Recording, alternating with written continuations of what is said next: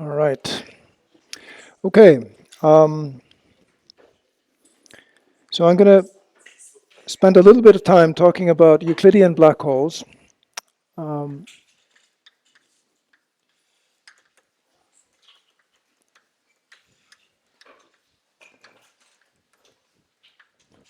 and this is,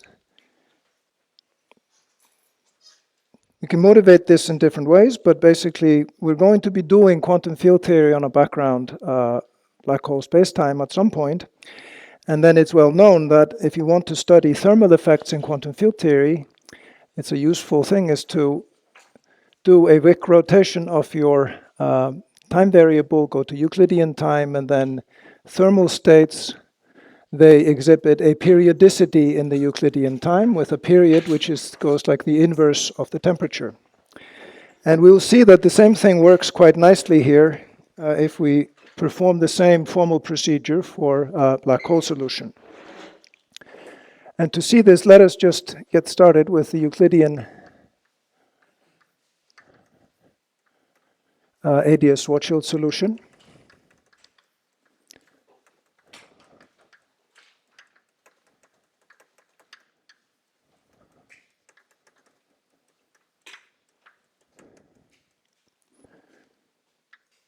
So as before, I will give you the line element. It actually has the same function here, but now I have written it with a Euclidean time variable.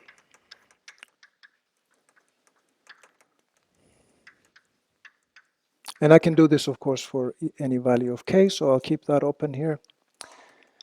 All right. So fk of r, I'll remind you, was r squared over L squared minus 2m over r. And then we could add a charge if we want, and so on. And this is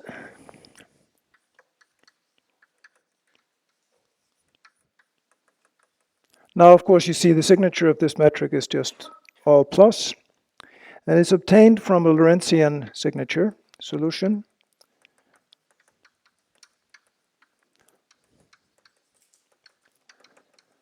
Basically, via formal procedure where we let t go to a new time variable, which we call I times tau, and then this will pop out. And let's again look at the near horizon region for this and see what that looks like.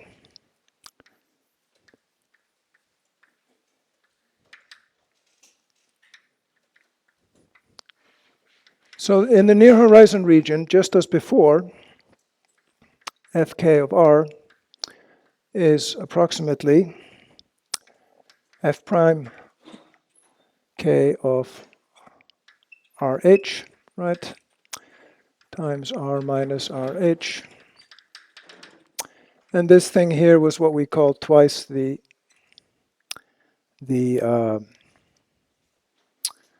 surface gravity of the black hole. Now, let's do a coordinate transformation here. This time we're near the horizon, so we're going to write it as, and then we're going to I'm going to write it this way, okay? I'm going to have a new radial variable I call rho that is related to r in this way. And you'll see in a minute why this is a good transformation.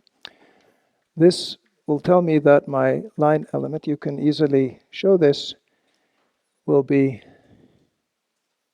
rho squared c squared d tau squared, okay, plus d rho squared. And this, of course, is approximate at the horizon, plus r horizon squared dsk squared, right? This is for small rho, right? Now,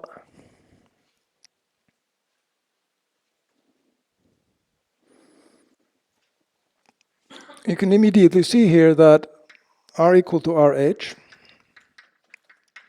is the origin.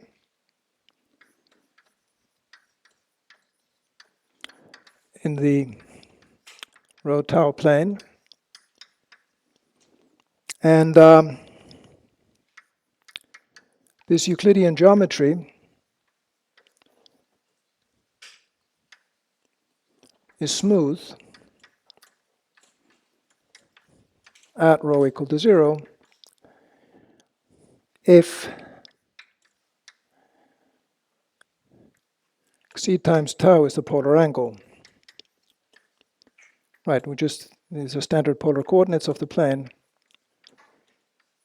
So I need the polar angle to have period 2 pi for this to be a smooth thing. So if this is anything, if this has period anything other than 2 pi, I will have a conical singularity at the origin.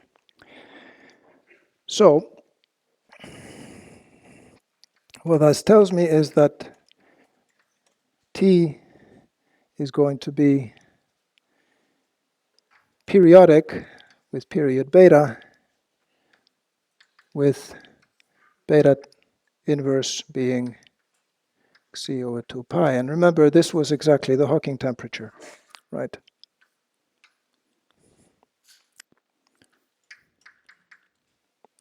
Right. So we're finding that in order to have a smooth horizon in the Euclidean section of the geometry, we need a periodicity which is given by the inverse Hawking temperature of the black hole. Okay? Yes?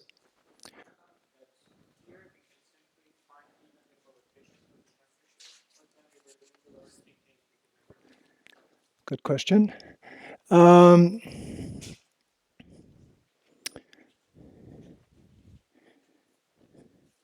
Well, that's because we are implicitly considering here that we're going to do now we're going to use this background to do a quantum field theory, and it's only when we do quantum field theory with in Euclidean signature where we have this interpretation of this periodicity being temperature.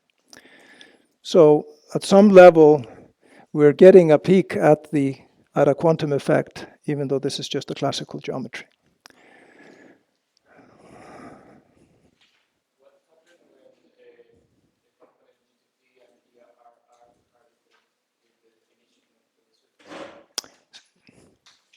What do you mean?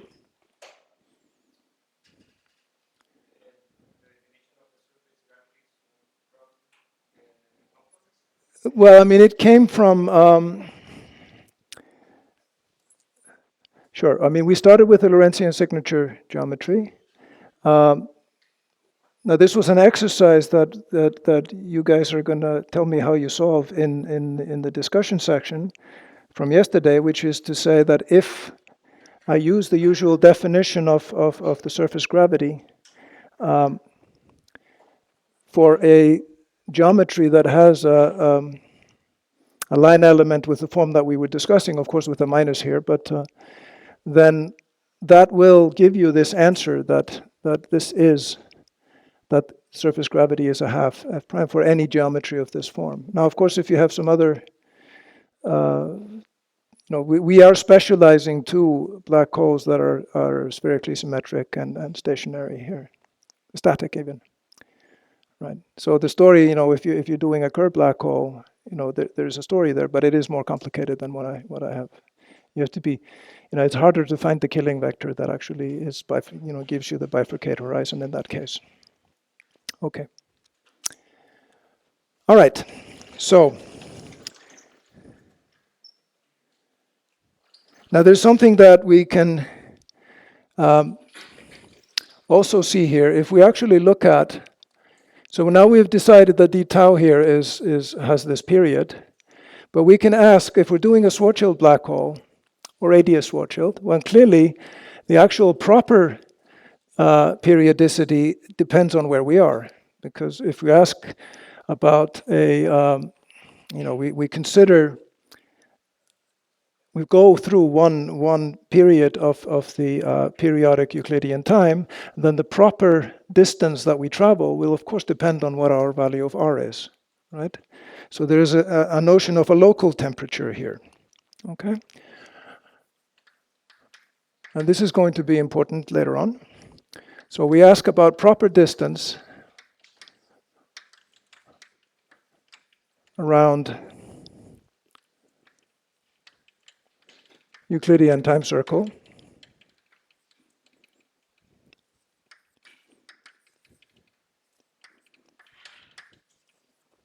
at fixed r. This depends on r. Okay, it depends on the radial position.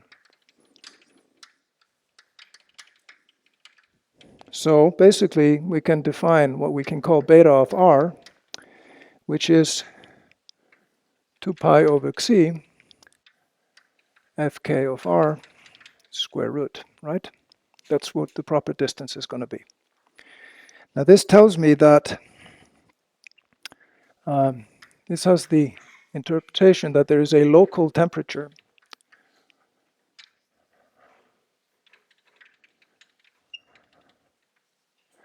for a, what are these are called, the term is fiducial observer. Now a fiducial observer in a geometry like this is one which, it's an observer who sits at a fixed value of r, stationary. Now, of course, if you're in a real black hole geometry, then of course, in order to maintain your position fixed, you need to accelerate, right? You cannot, if you're in free fall, you just fall to the black hole. So these are not, so these fiducial observers, they have some means of acceleration that keeps them in place. And if you're such an observer, then the claim would be that you should see a temperature that's given by this. This is the inverse temperature. So let's call this the fiducial temperature. It's a function of r. This also is known as the, for a Schwarzschild black hole, this is actually a rather old concept. This is called the Tolman temperature. And then what all black holes have in common, though, of this type that we are, is that this goes to infinity as r goes to RH, right? Basically, the geometry, the picture of the geometry, F is going, if you have a Schwarzschild black hole, F is going to 1 at infinity. So you have basically this picture here that here's your rho goes to 0. This is where we insist on having a smooth neighborhood. And then as we go out to infinity, this goes to a constant here, goes to 1, and then you get the Hawking temperature far away. This is for Schwarzschild black hole. Of course, for ADS, what happens is very different. Then this all goes like this, and this thing actually goes to 0 asymptotically. Okay. So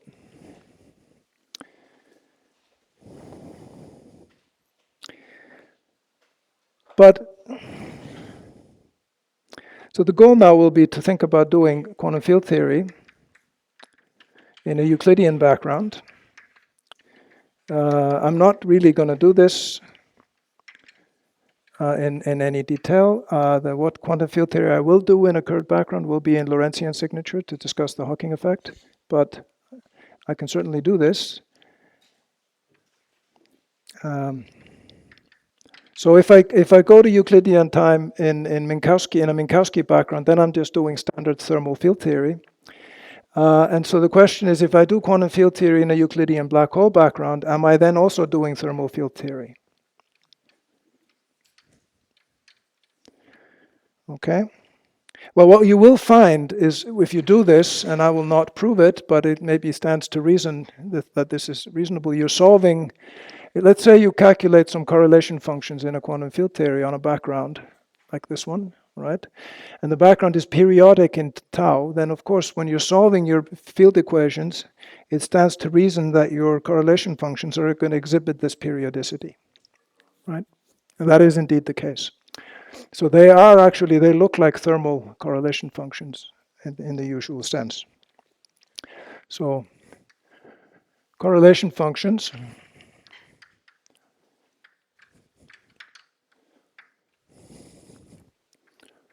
are periodic in imaginary time.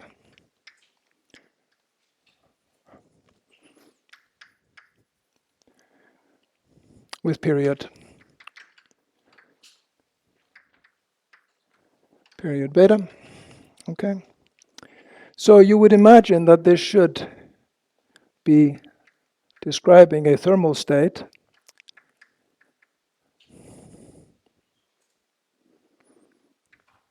at T equals beta inverse. I'm going to have to continue on the next board.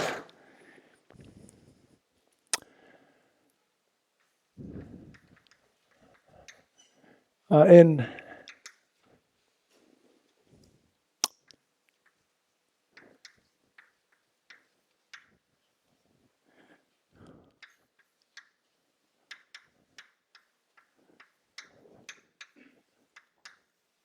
and actually I have to pose this as a question. Can we actually make that interpretation? Seems reasonable. We've got our Euclidean geometry. It's periodic. We can certainly formally solve our Schwinger-Dyson equations, if you like, on this background and get ourselves some correlation functions. We can then imagine analytically continuing back to Lorentzian spacetime, and I should be off to the races. Now there are problems with this. So it's tempting, but not always possible, to interpret as a static black hole in thermal equilibrium with a heat bath.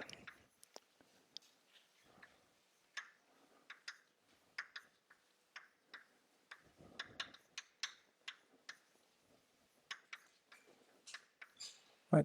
That's sort of seems like a natural thing to do here. But this is not always possible, right?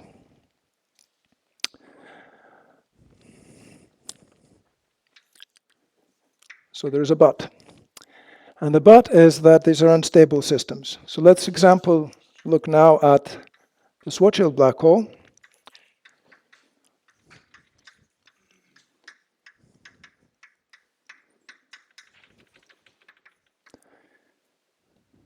There we have that the Hawking temperature, I can plot it as a function of the radius or the size of the black hole, and it looks something like this.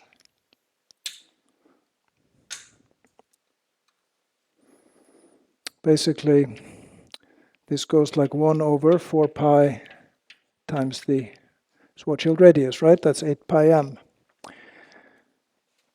And you can therefore immediately see that if you define a specific heat, which is change in the energy of the system with temperature, this is actually negative. So we have negative specific heat.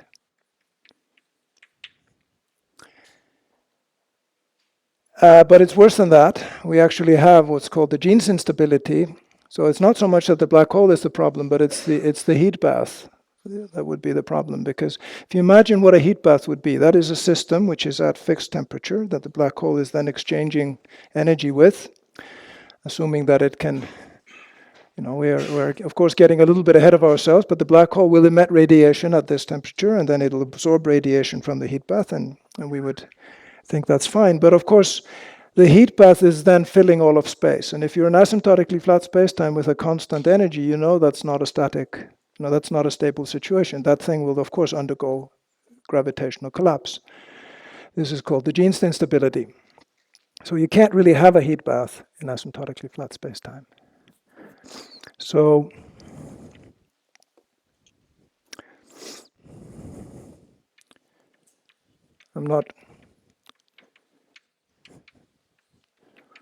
So the Jeans instability means that there is no sort of uniform thermal radiation everywhere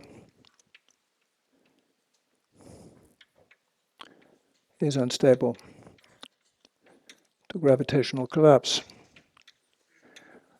And you might say, well, what are you talking about? We already know that we're living in a universe that has this uniform background at 3 degrees Kelvin. Well, maybe, but that's, of course, we're not in a static universe. We're an evolving universe, right? And so that's different, right? So that's not a thermal equilibrium situation at all, right? Okay, so it looks a little bit better for ADS. So let's talk about that a little bit. Because there, some of the black holes actually have positive specific heat. And furthermore, in ADS, you can imagine having a heat bath because the ADS curvature kind of regulates the large length scales there. So let's think about that.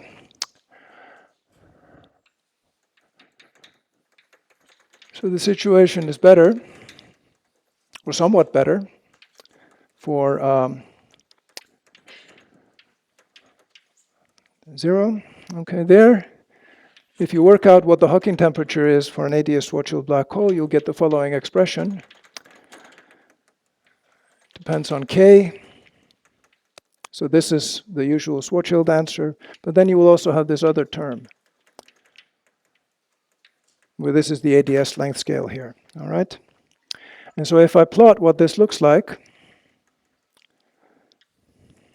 I look at the Hawking temperature, and I look at my size of the black hole. I'm going to try to do this somewhat carefully. The plot looks like this somehow, right? This is for k equals to 1, right? You can work out what is the minimum here. This happens at L over root 3. Now there's another interesting value here, which is when we're at, for the black holes that are here. So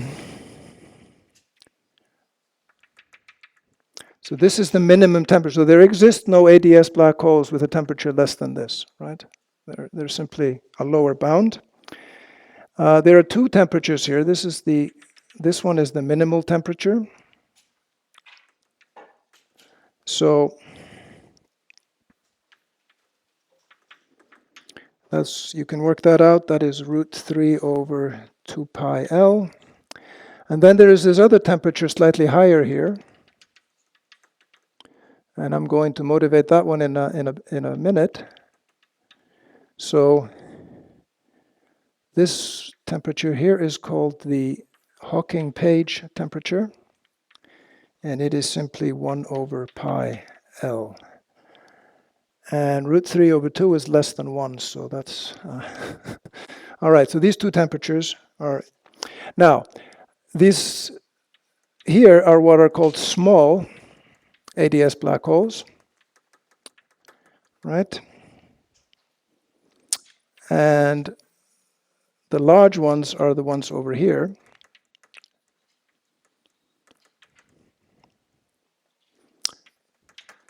ADS Schwarzschild black holes. So we have this distinction. The small ADS black holes are really like Schwarzschild black holes. They're kind of just embedded in a cosmology that has a negative cosmological constant. The large ones are rather different.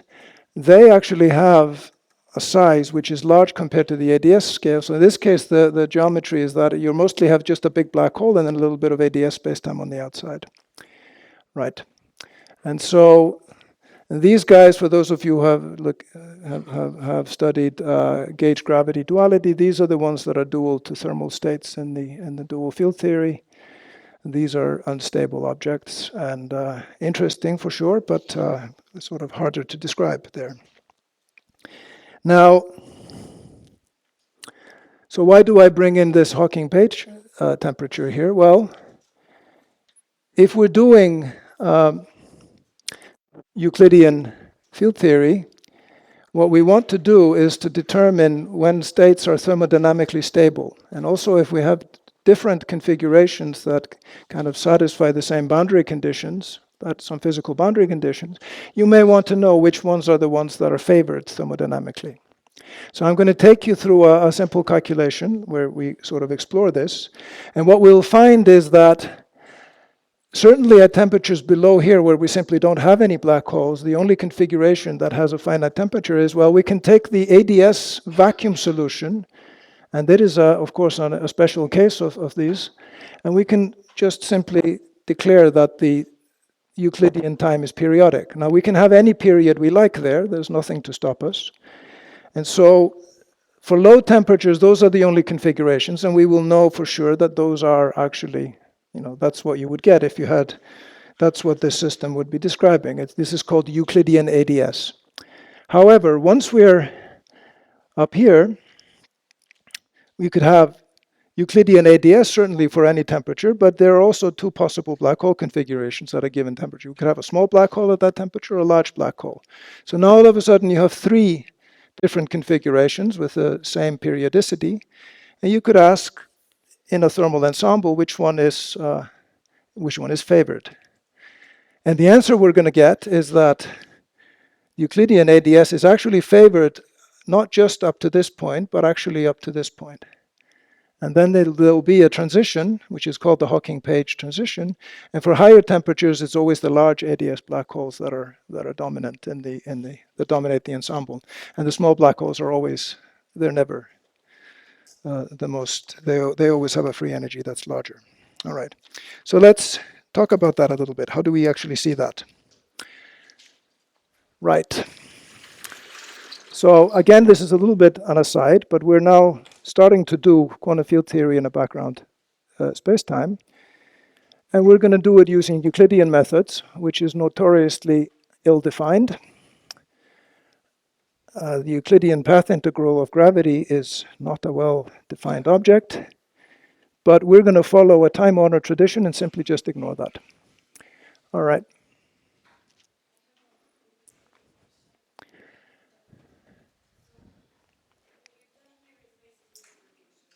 Yep.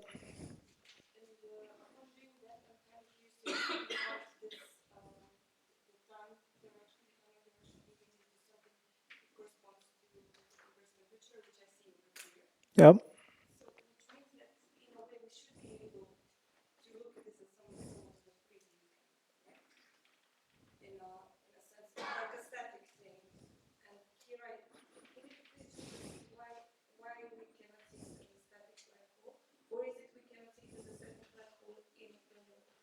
Yeah, that's the latter. It's whatever you want to put it in equilibrium with is going to have an instability, a gravitational instability. So that's one way to see it. Another way to see it is that if you try to establish such an equilibrium, and then imagine, when you have an object that's emitting thermal radiation, of course there are fluctuations. It's a random, it's a stochastic process. Sometimes it'll emit slightly more energy. And see what happens if you do that, its temperature actually will go up, right? So then it's going to be warmer than its surroundings. It's going to start emitting more, and it's a runaway thing. It'll simply then eventually just explode, right? Or if it, by a fluctuation, actually emits less than the thermal average, then it'll actually move along to a larger, and then there'll no longer be an equilibrium, and it'll just start gobbling up all the radiation. And so actually, if you try to do this, put some regularization on this and put the thing in a box and all that, what you will find is that the most likely configuration in the box, if you wait long enough, is that all the energy in the box has gone into a black hole, and there's no energy in radiation. No, it's a consequence of this. That the objects we're talking about are simply, they have negative specific heat, so they cannot be in stable equilibrium with a fixed temperature. No. So we've made, of course, what goes in here is that we've made the assumption that the black hole is, when we start, we say we have a static black hole. It's only for static black holes that we can actually do this continuation, right? Then I guess the point is somehow we would then be trying to sort of overreaching if we now want to say that this really describes something in equilibrium. For that, a minimal requirement is that you have positive specific heat, so you get negative feedback, on your fluctuations rather than positive feedback, which is what you get here. All right, so.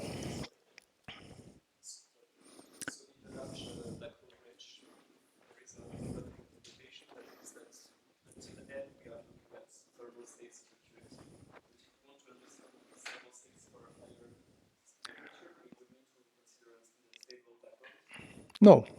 What we will find is that actually, if you wanted to study high temperature backgrounds in the dual theory, the way you do that, if you want to study them from the point of view of the gravitational dual description, it's you describe them with one of these guys, right? This is actually was in Witten's first paper on the subject back in '98.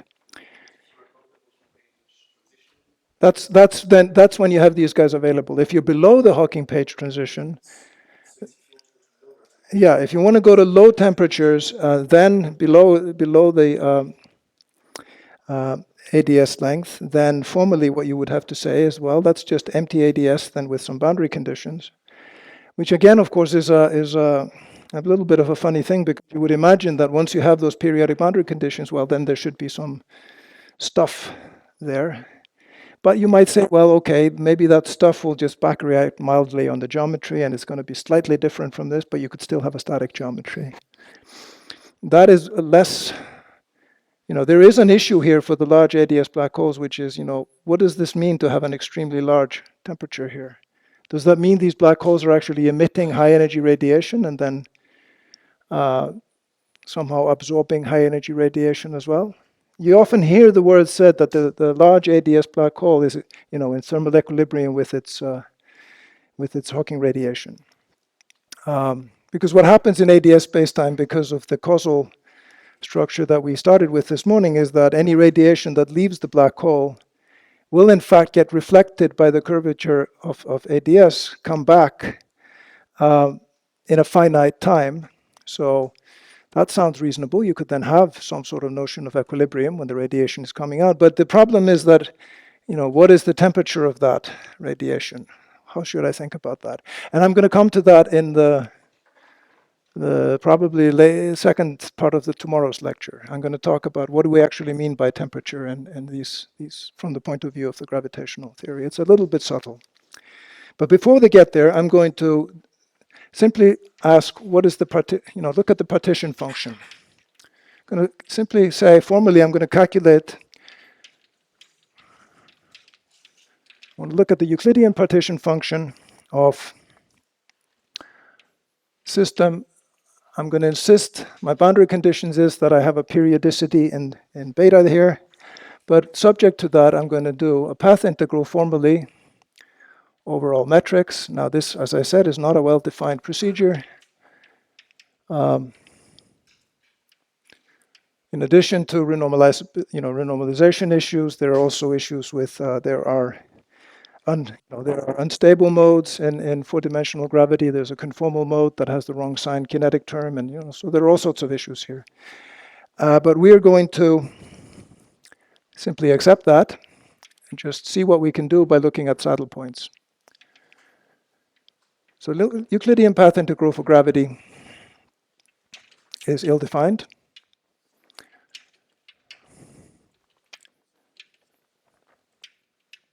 But it actually can still tell us things. So we're going to consider a formal classical limit.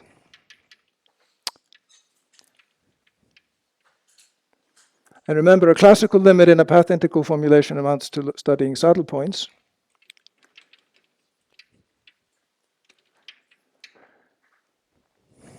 And we're going to do this anyway. And we'll look for Euclidean saddle points. What I mean by that is basically solutions of the Euclidean field equations where this action is stationary.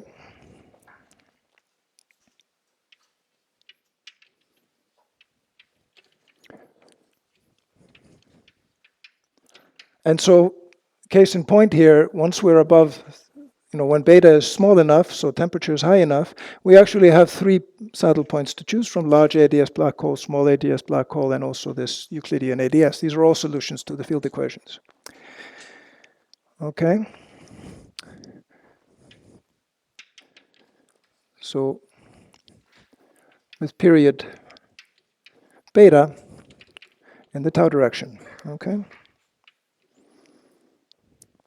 And then what we're going to say then is that once we've identified that we'll say that the partition function then is going to be approximated by the on-shell action, the value of the action on that saddle point. This is the leading order behavior, okay? And we're going to have to pick what is called the dominant saddle point.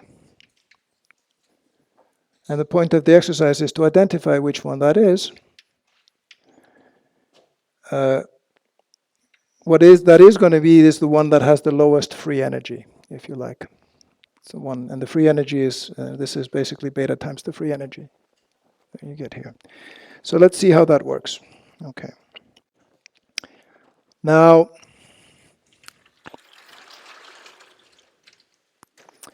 of course, we need to figure out what is this Euclidean action that we're playing with. And that's easy enough. We're just going to take the Einstein-Hilbert action that we started with. And we're going to evaluate it. But there are issues, of course, even though we're doing just these saddle points. So we're going to have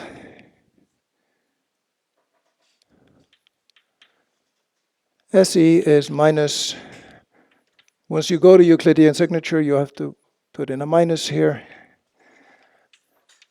We have d4x. Now the metric has positive signature. And then we have r plus minus 2 times the cosmological constant. And so this is the Euclidean action that we're going to vary. And there are candidate saddle points.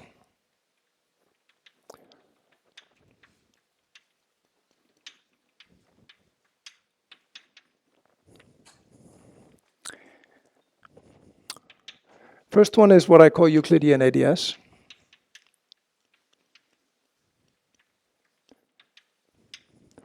Right? This one has a line element that's simply given by r squared over L squared plus 1. Let me take k to be 1 here, just for the sake of argument. Well, okay, let's keep k in here. d tau squared plus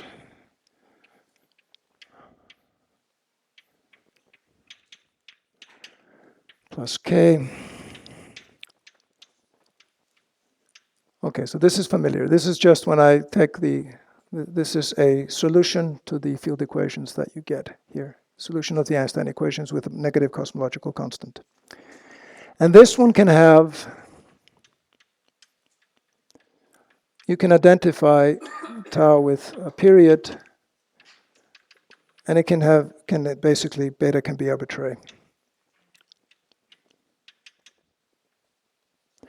And what's more is we're going to find that this actually will give us a free energy which is 0 for any value of. And so the question will be, once we have the other one, which is the Euclidean Schwarzschild. Well, in this case, it's an ADS Schwarzschild.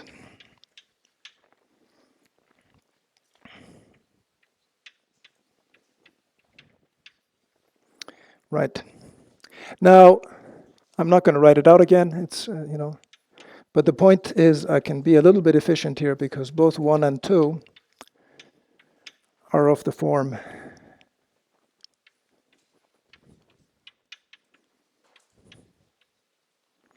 that is ds squared is f of r d tau squared plus dr squared over f of r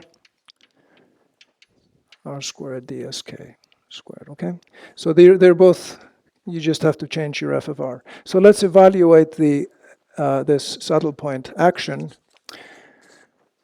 for generic thing, and then we'll plug in f of r, either this for the Euclidean ADS or the Schwarzschild solution for the.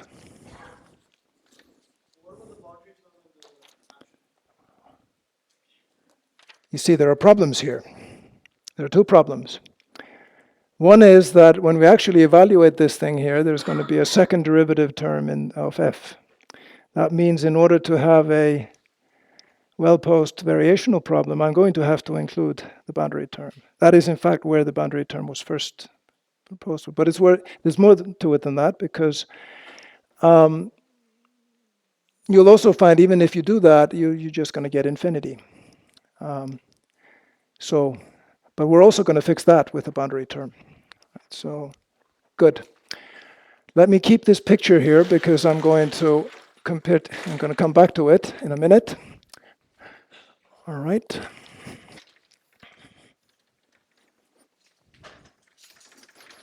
So let me pose the problems here, and then we're going to solve them. But maybe we'll take a little break in between. All right.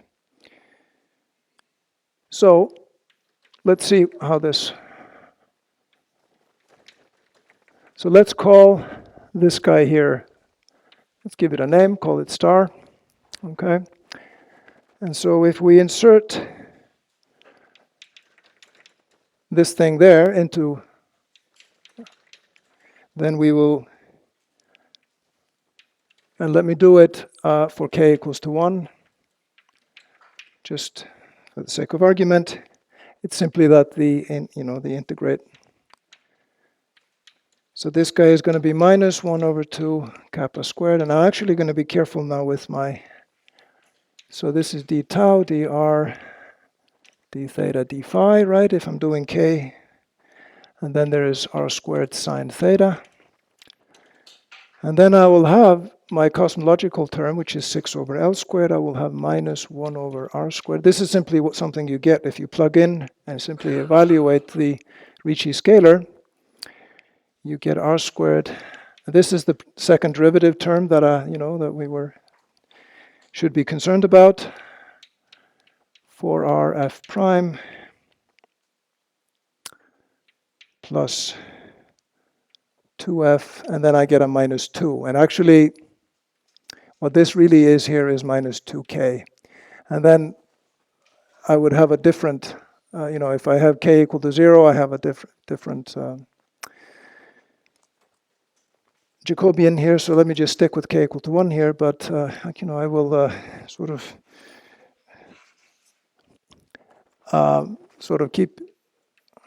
keep track of where my, what difference does it make in my formulas when I have k different from 1. So what we'll have here is basically we have two immediate problems. First one is that second derivative on f makes variational problem ill-defined. So we can't just provide some Dirichlet boundary condition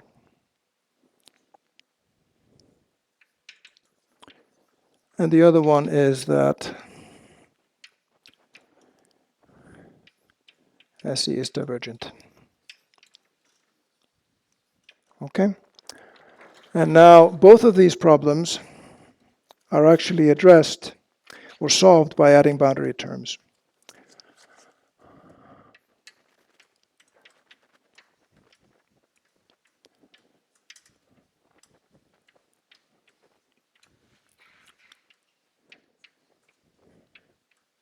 So you need to add, of course, you might say that problem 1 we had already solved because we know that there is the Gibbons-Hawking-York boundary term. That involves the extrinsic curvature of the boundary. But you actually need to add some more. But you're allowed to do that. And so the boundary term that I'm going to add, I'm going to put a boundary at some fixed value of, going to take a constant R hypersurface at R equal to 0, R0, sorry. And this guy goes to infinity at the end. And I will now try to get this. So this is the boundary R equal to R0. There's going to be an integral here involving the induced metric minus twice. This is the Gibbons-Hawking. You need actually add 4 over L squared term. So this is like a boundary cosmological term. But it's basically you're allowed to write anything here that involves scalar invariance of your induced metric, right? And so, and there's one more, which is L times, you need actually the Ricci scalar, call it R3 here to remind us, this is the Ricci scalar of the boundary metric. And this guy here is for dimensions, get the dimensions right. Okay. So this is going to be, so this one here is, as we said before, this is the induced metric on R equal to R0 boundary. Okay. Hypersurface. Let's take a 5-minute break, and then I will actually evaluate this together with this one here, and we'll see what we get. All right.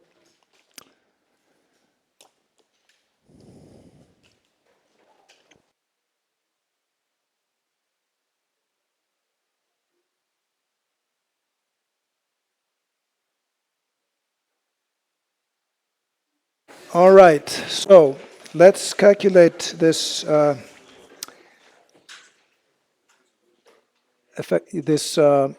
on-shell action now. So this was the induced metric of the hypersurface. That is our boundary. K is was the trace of the second fundamental form.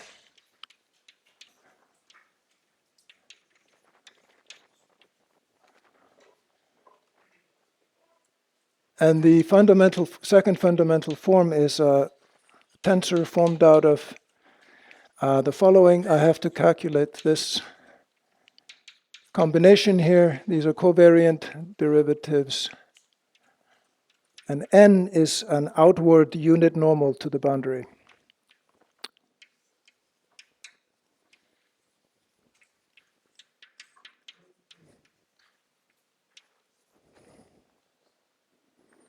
Okay, now this is just how you define this. If you have a hypersurface, you define this second fundamental form in terms of the normal vectors orthogonal to that surface.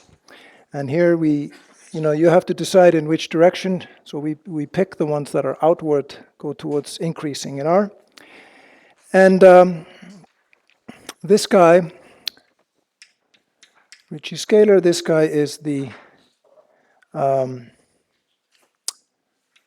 Ricci scalar of the induced metric. Now, I'm not going to go through the details here, but basically what you will find is that this guy here is, for our choices here, is root f sine theta. Now, when we had the 4 metric, we didn't have the root f here because we had also so basically we're now, think about it up there. What's missing now is the dr direction, right, where the boundary is at a constant r. So we're getting a square root of f from the tau components, and then we're getting the usual stuff from the transverse sphere. Now, the 3 scalar for a transverse sphere is just 2 over r squared. But more generally, if we are doing this for, you would have the k showing up here, right? So, and then you'll have the trace of the second fundamental form. And if you plug this in to this expression here, you take the trace, you will end up with this expression here, 2 times r square root of f. Okay. Now, let's focus on this term here in the bulk action, right, that has the second 2 derivatives here.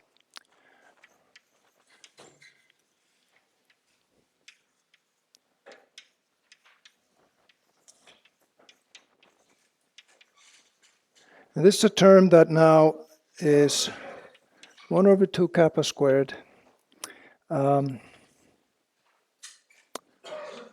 d tau dr d theta d phi. There's an r squared sine theta.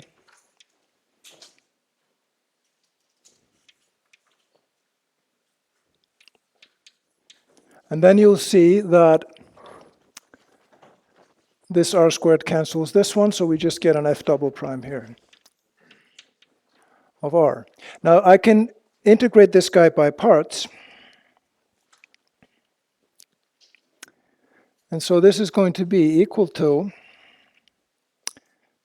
I can do the integral over the angles. It just gives me 4 pi here.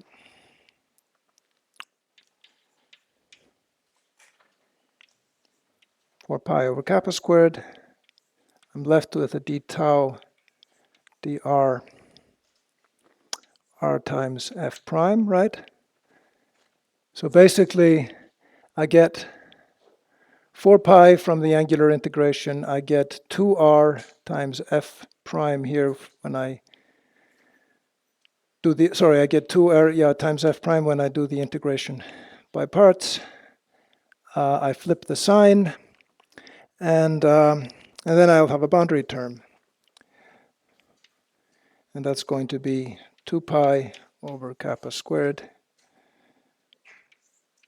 d tau r squared f prime, and all this being at r equal to r0, right? Or, sorry. So this is at r equal to r0, or rh. No, sorry, yes. So when I do the integration by parts, the range is in r. R0 is the outer range, and then I also get a contribution from the horizon, the lower limit of my integration. So the Euclidean action only goes back to r. So this can be RH. Sorry, it's R0 up here, and then it's 0 or RH, depending on which solution I'm looking at. If it's the ADS, the Euclidean ADS, of course, there is no horizon, and then the integral goes all the way to 0. If it's a black hole, then it's RH, right?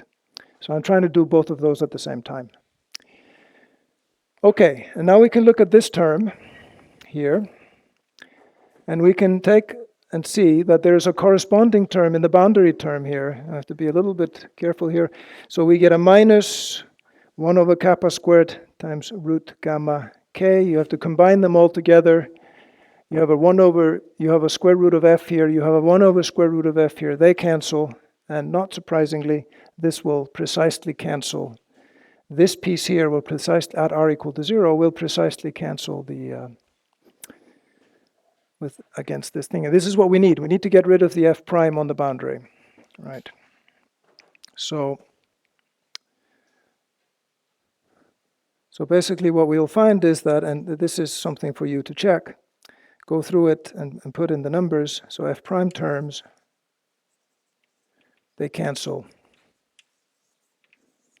at r equal to r0. Basically, this thing cancels against the thing that comes from the boundary term. And that's not a coincidence, that's by design. All right, so what is left then? Well,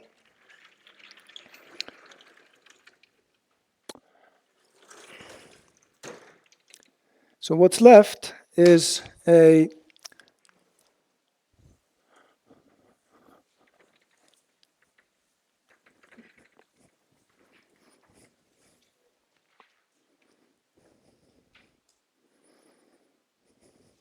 So this will be an exercise for you. Two things you want to do. You want to show, first of all, that when you take this piece, which is now still a bulk piece, you combine that with the other terms in your action, that is these guys here, and you will find that those actually cancel. And so that's a little bit delicate, but it actually does work, right? So the first part of the exercise is to show that the remaining bulk terms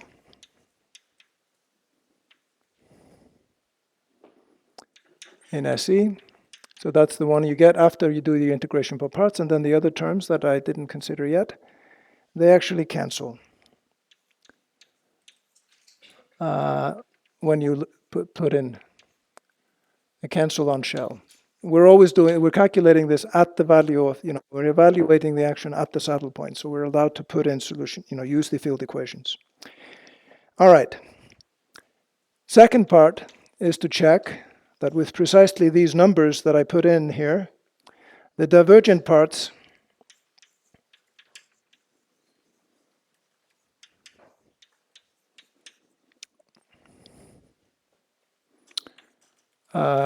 when R0 goes to infinity of boundary terms. So now, and it's the remaining boundary terms, of course, because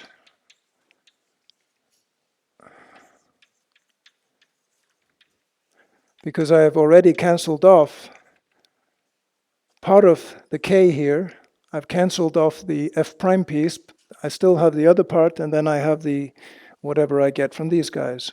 Okay, and I need to check that those actually, that I've succeeded in getting a finite answer, and that actually is true. And so they will give me a finite result.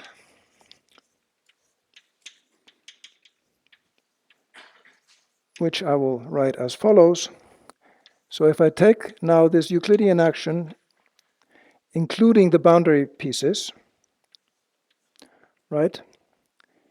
Cancel those things that cancel, I will end up with an expression which says this goes like 8 pi over kappa squared. The 8 pi comes from the angular integral. Now, of course, if I'm doing this at k equal to 0, I have to do a little bit of a dance. I have to, instead of doing the integrals over the transverse variables, I have to think about basically free energy per unit area in that, rather than the full free energy. Okay, so that's sort of just an added complication that I'm not going to go through here. I'm going to focus on the k equals 1 case. And then you're going to end up with an integral d tau. Now, nothing depends on tau, so this really just gives you a factor of beta. You integrate over one period. And you're going to find that this actually, is going to have this expression. You're going to get a factor of m for the black hole. You are going to get the Hawking temperature times the entropy defined as 1/4 of the area. That's simply what you get. Now this term, it actually comes from the bottom. If you're doing a black hole, this term comes from the lower range here, right? You're going to get a minus, and you see that you're going to see an f prime of RH. That's where your temperature is going to come from. That is the surface gravity, right? And it all works to give you exactly this, right? And this is what we're going to call the free energy.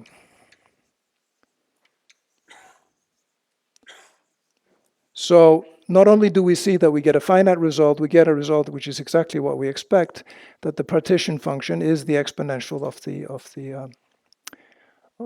free energy. Yeah.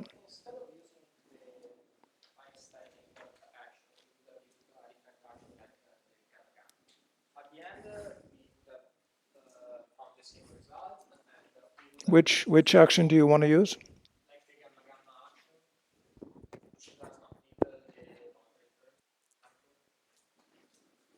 I mean,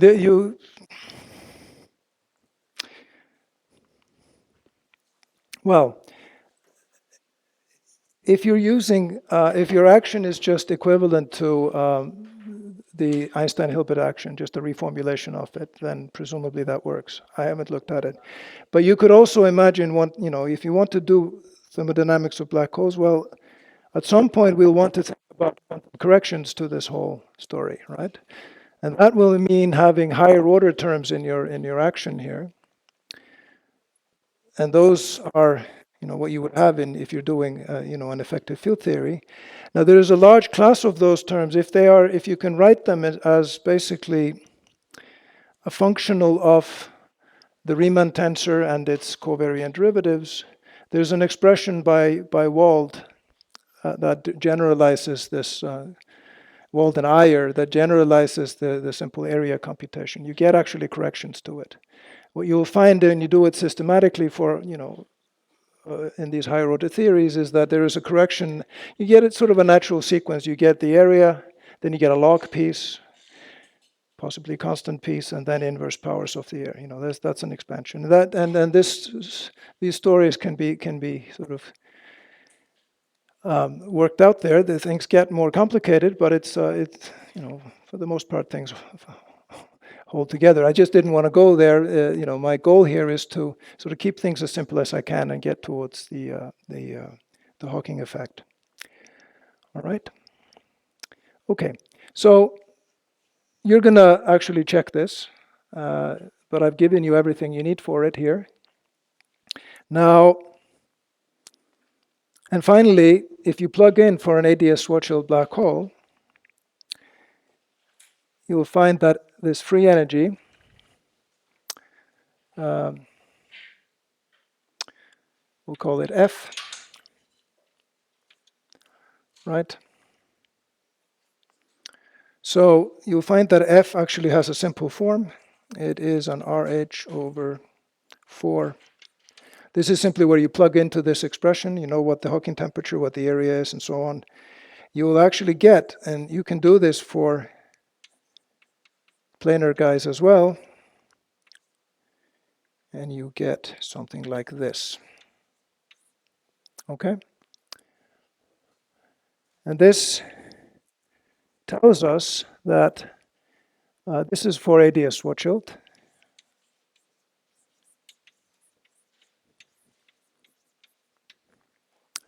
You'll find that M is 0 for a ADS, empty ADS, right? So this term vanishes, and this term also vanishes because the lower limit is then at r equal to 0, and you don't get the area, you just get 0. So F is equal to 0 for Euclidean.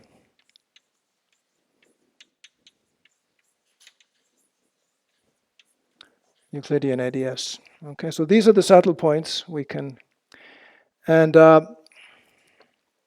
so now I kept this diagram there. So now let's plot next to it the free energy, right? RH. And then what you just looking at that formula, you see that it grows linearly for small r and then it turns over. And so and if k is 1, okay, then you'll get this guy like this. And this is happens exactly at L, which is why I said this is where the Hawking page temperature comes in, right? Yes.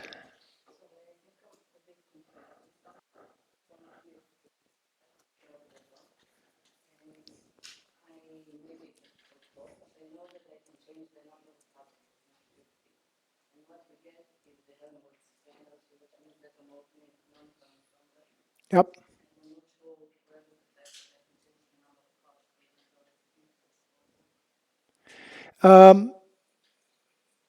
So this is basically a canonical ensemble that I'm working with here. I think you would see it if I were to, for example, so what I'm calculating, of course, is the free energy. If I'm doing this in asymptotically ADS, what I'm really doing is this is a prescription for computing the free energy of the dual quantum field.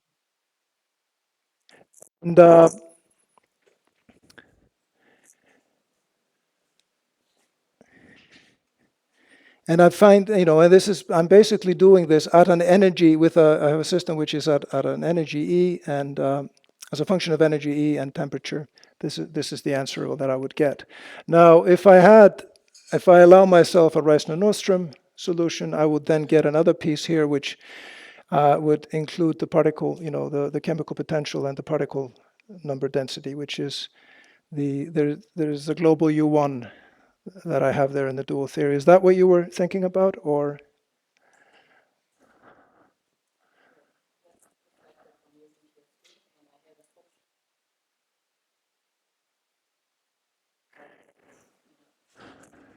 Well, what this is supposed to be for me, you know, you would do that and have your Fock space, you would construct that on top of some vacuum state, right?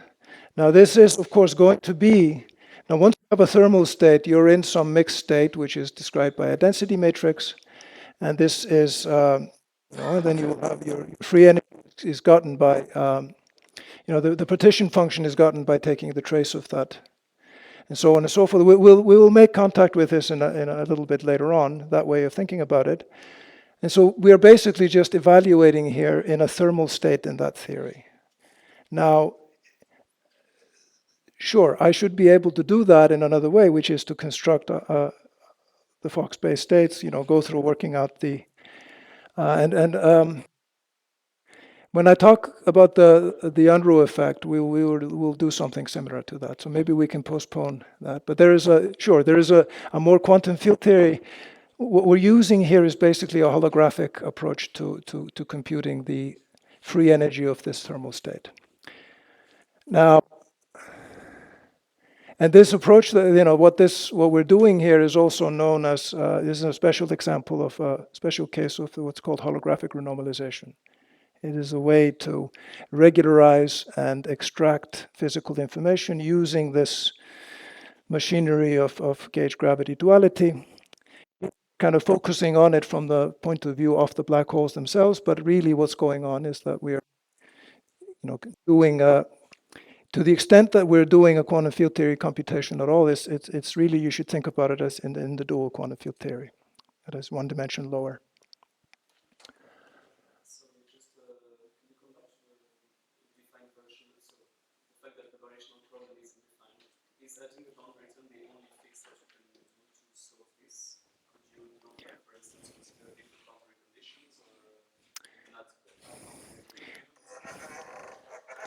Well, that's, in a sense, that is what we're doing. We're at least we're including some. I would say this is a minimal way to address that problem. This will give you a well-posed variational problem for a second order equation. Possibly there are other ways to do it. Sure. Yeah. What's holographic about this procedure? Because in a sense, we're just adding boundary terms, right? Like, just because we've added boundary terms doesn't make it holographic. Well, it is holographic because we're doing this in ADS, and this is the interpretation of the answers that we get. They are actually, you ask, for example, how this free energy, once you compute it, scales with temperature and things like that, is that of a 2+1 dimensional field theory rather than a 3+1 dimensional. So, and it's holographic in the sense that as you move, holographic renormalization is a way to compute, more general things than this, basically correlation functions in the dual field theory in a limiting procedure as you move off, using classical solutions of a gravitational theory. I mean, that is the sort of the big, the utility of ADS-CFT is it allows you to do computations in strongly coupled quantum field theories just using classical gravity. Now, it's not the topic of these lectures. I'm simply commenting that that's a point of contact, if you like. All right. So what we'll find here is that there's, for the Hawking-Page transition then,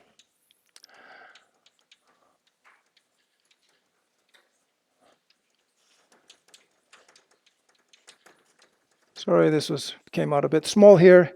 What you'll find is, of course, that if t is less than t0, or t min, sorry, that's this minimum here, then thermal ADS is the only saddle point.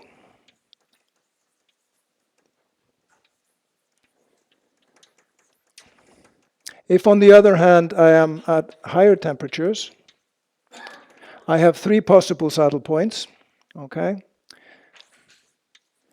And I have to think about which ones they are. So let's go t greater than t naught. Then I have to think about 3 possible saddle points. There are the thermal ADS,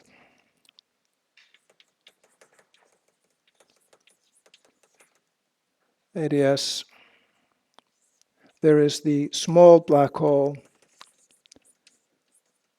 And then there is the large black hole. These are these guys here. And what we're finding here is that in the range from minimum up to the Hawking-Page transition, it's still thermal ADS that's dominating, because that's here where the black hole has a positive free energy. And then once I get down here, it's the large ADS black hole that's actually is dominating the. Right. Okay. And the reason I know that's a large ADS black hole is because out here I am looking at RH, which are big compared to L, so they are sitting on this branch here. Right. Here, the small ADS black holes, they're over here, and they're the ones that have positive free energy over here. Okay. So this one dominates at T greater than T Hawking-Page, and this one at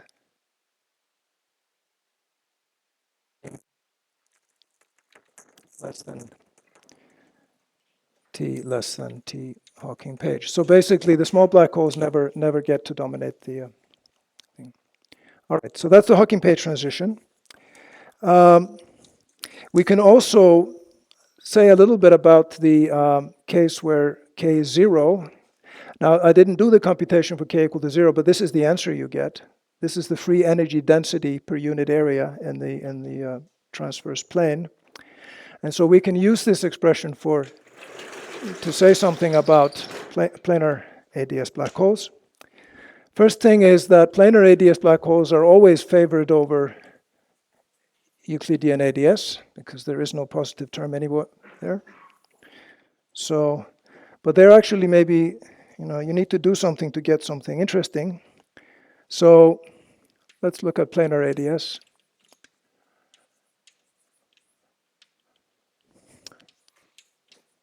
So this is ADS Schwarzschild with K equal to 0.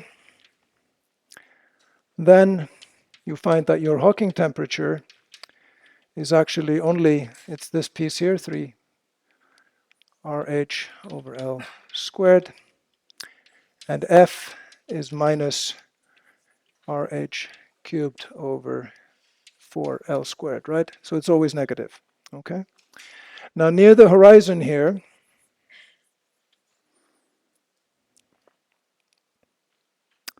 let's look at the near horizon metric. Okay? So near the horizon I have ds squared is rho squared c squared d tau squared. This is what we did before, plus d rho squared plus RH squared dx squared. This is now just going to be the flat coordinates on the plane. Okay. Now, this metric is actually invariant under the following rescaling.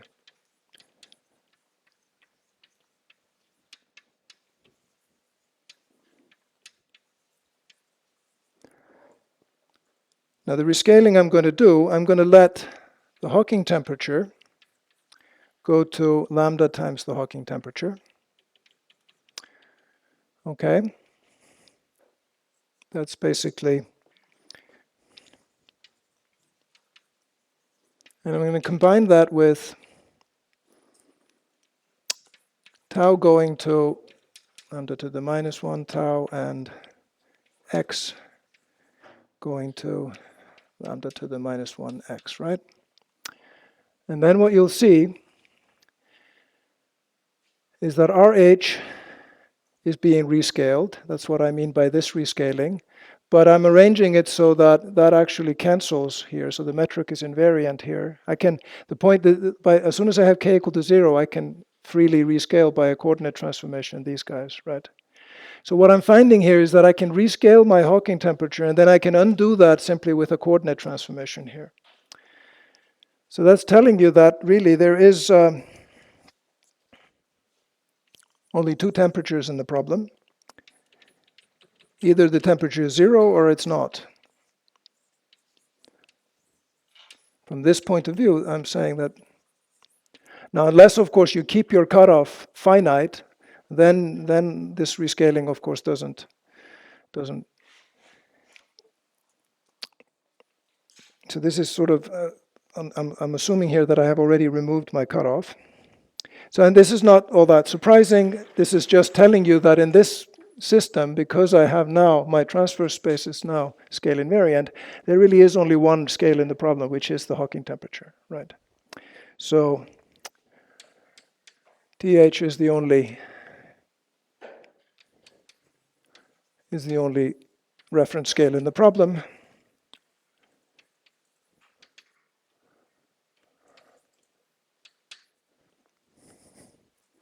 And so to get something interesting in this case for planar black holes is you need to introduce some other scale. And you can do that by adding a charge to the system. You can add a conserved U1 charge. You do that by, instead of looking at planar ADS Schwarzschild, you look at planar Reissner-Nostrum. And there you actually now have a couple of scales to work with. So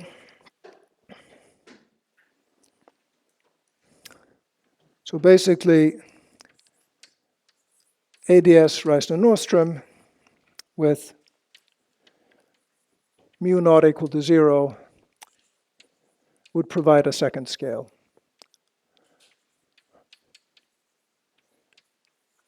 So this is what's commonly used when you're doing like applied ADS CFT is you do this, you look at something which has, and you're looking at the neighborhood of a quantum critical point in that case, and then these are, when you do these rescalings here, what you'll find is your answers will now depend on the dimensionless ratio of TH divided by mu, or vice versa.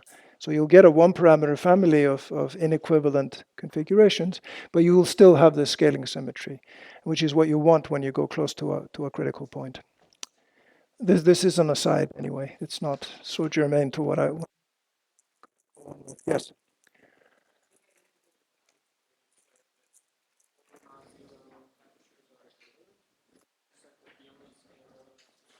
Well, that's what I mean. Is they're all equivalent in the sense that if the only measuring stick you have is the temperature scale, right?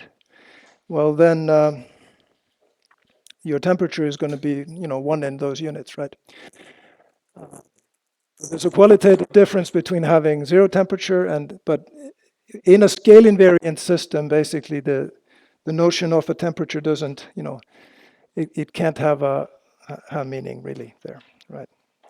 But you do get something interesting if you have some other scale, then you can study things as a function of mu over t, and then the same rescaling would sort of separately, you would be scaling them both, right?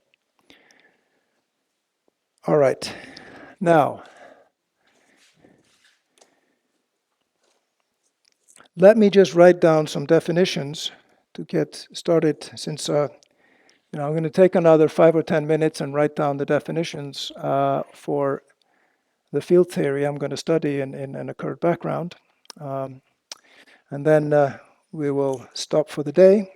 But I think I do want to do this just so that, I'm already running behind schedule with these lectures. So to increase the probability that we'll actually get to the end, let me spend a few minutes here to set the stage for what we're going to be doing tomorrow. Okay. So now we're going to start sort of making our way towards the Hawking effect. And so for that, we're going to do a little. So this is now a new topic for us. This will be quantum field theory in curved spacetime. Now, of course, we've taken a preview of by going to thinking about these Euclidean configurations. They seem to know something about the quantization, underlying quantization, quantum problem. Now, of course, Quantum field theory and curved spacetime is a vast subject in itself. And I'm really only going to scratch the surface of it. There are all sorts of issues that one has to deal with in general. How to, when you give up the Poincare symmetry of Minkowski spacetime, you have to really think about, how do you regularize your theory? Can you do it in a way that is covariant and is not coordinate dependent, and so on and so forth? And these are all issues that are interesting and important for a good understanding of what's going on. But I'm going to do this sort of, going to do a very quick and dirty approach to this. I'm just going to look at a scalar field, and I'm going to calculate sort of a very restricted set of, I'm going to basically discuss how you define a Fock space for for a scalar field on an arbitrary background, and then we will use that, and the fact that the vacuum state is no longer unique once we give up the Poincare symmetry. That is going to lead us rather directly to the Hawking effect, and we can then calculate that. So, and you'll find a discussion of this, for example, there's a book by Birrell and Davies from 82, sorry, which is just called Quantum Field Theory and Curved Spacetime, and some of what I'm going to talk about is sort of follows that.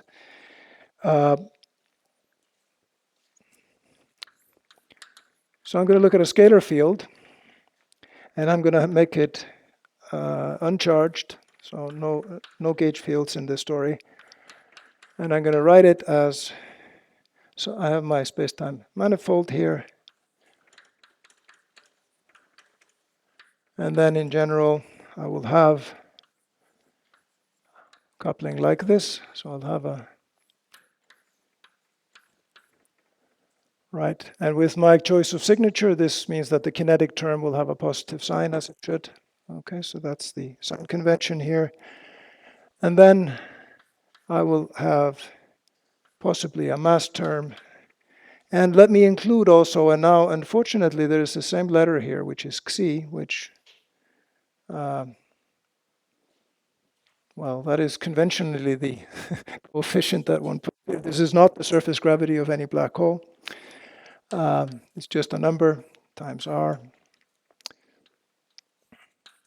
phi squared, okay? So this is my, and depending on what this Xi is, I can I either have conformal symmetry or not in this problem. So the field equation for phi will be the Klein-Gordon equation, which is del squared minus m squared minus Xr. Acting on phi gives me 0. Now, Xi equal to 0 is what's called minimal coupling.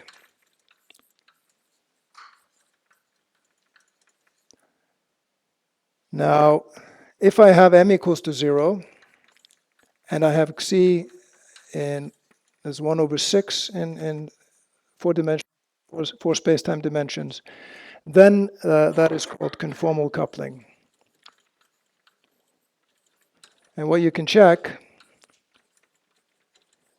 is if you do a conformal transformation on the metric, so you do a rescaling of the metric, in fact, you allow the parameter of the rescaling to be local, to depend on position, and then you will find that if you have this term included with the coefficient 1/6, you will actually see that that is a symmetry of the full action, well, in the absence of mass, of course. So then you can actually have a scale invariant scalar field action there. Now, more generally, if you're in other dimensions,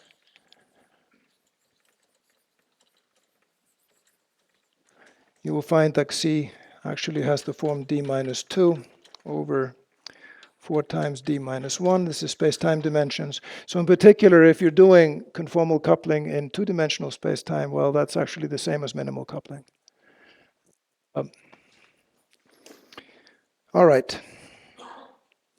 Now I'm going to assume that I can write my space-time. I can basically decompose my space-time into basically a set of, I can sort of identify a time variable and then a set of Cauchy surfaces that that are labeled by this time variable. So I'm going to assume that my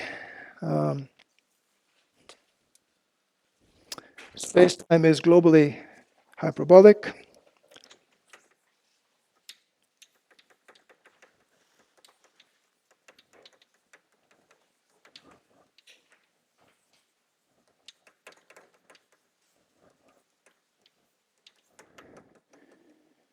And that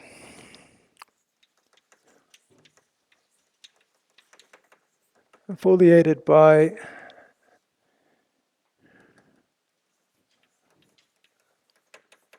family of Cauchy surfaces,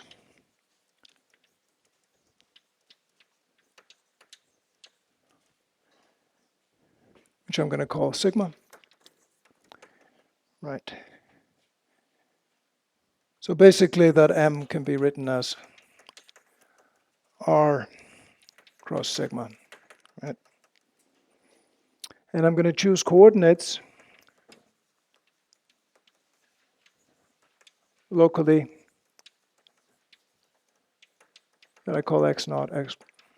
Okay, and this is the coordinate on sigma then. These label points on sigma, this labels the time variable. So my each sigma is labeled by an x0 and then coordinates on x given these guys. Okay.